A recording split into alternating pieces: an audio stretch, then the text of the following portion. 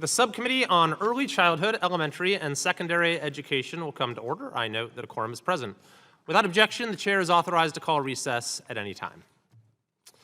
The reading wars are over. For years, for decades, countless young people in this country received literacy instruction that was not science-based and did not promote the mastery needed for success in school and in life. But now, in almost every state in America, science-backed literacy instruction has prevailed. Still, progress has been uneven, and there's unfortunately still much work to do to see that best practices are followed in states and districts across the country.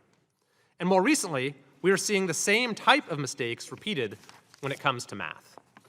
The latest Nation's report card reflects this limited progress, showing that both 4th grade and 8th grade reading scores dropped 5% compared to 2019. Math scores dropped 3 points for 4th graders and 8 points for 8th graders. These low scores are part of a longer-term trend of poor performance in the US. Essentially, all scores on the NAEP long-term trend assessment have nearly flatlined since 1971. International comparisons paint the same troubling picture. A recent international assessment showed that American 15-year-old students are below average in math among nations across the world. Now, there are many reasons for this decline. But one major reason, which is our focus today, is how many schools moved away from grounding their instruction in the science of learning. For generations, students in elementary school were taught to read by identifying letters and the sounds they represent. But then, starting in the 1970s, a new idea called whole language arose, leaving behind the explicit instruction of phonics as old-fashioned. This new method, which came to be known as 3Qing or balanced literacy, encourages students to read by guessing an unknown word based on its context and structure within a sentence or even adjacent pictures in the book. This approach was at odds with the science of reading, which aims to ensure students develop strong foundational skills.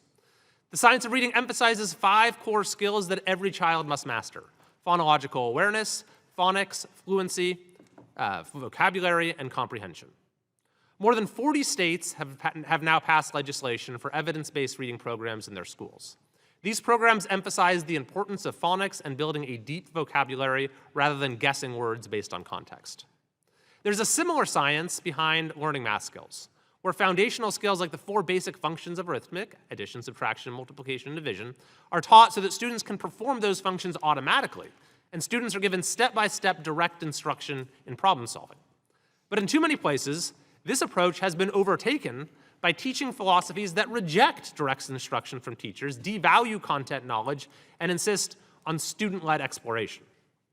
But here's the good news, which provides great hope for the future of education.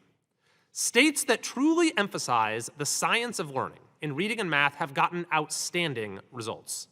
In Mississippi, Louisiana, and Alabama, for example, a renewed focus on phonics and arithmetic mastery and holding schools accountable has resulted in rapidly rising test scores even through the pandemic.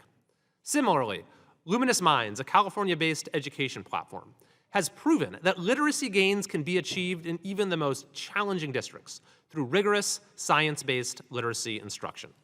Today, we'll hear from witnesses who have proven that principled leadership and science-backed instruction transform student outcomes. It is time we reclaim America's academic foundations. This means getting back to basics when it comes to reading and math. Our nation's freedom, prosperity, and national strength depend on it. I'm looking forward to today's hearing, and with that, I will turn to the ranking